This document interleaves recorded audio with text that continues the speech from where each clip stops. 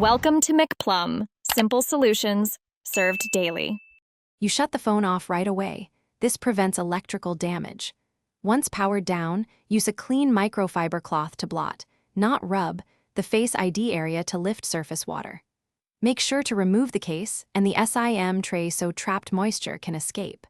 Place the phone on a clean, flat surface with the front facing down at a slight angle.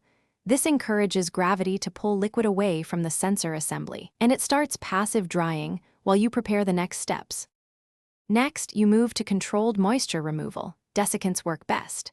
Seal the phone in a zip bag with several silica gel packs or a dedicated drying box for 24 to 48 hours.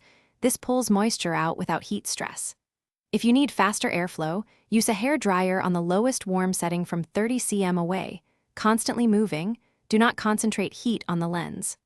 Once done, you can gently vacuum the device perimeter to extract surface water, but do not open the Face ID module yourself. After adequate drying, power the phone on and test Face ID. Run any built-in camera or face calibration tools to reinitialize the sensors. If the camera still shows fogging or intermittent failures, return it to the sealed desiccant setup for another 24 to 48 hours. Sometimes internal pockets need extra time. If problems persist beyond that, stop DIY attempts. Make sure to consult an authorized service provider, since forced disassembly or heat. Thanks for watching. Stay juicy and subscribe.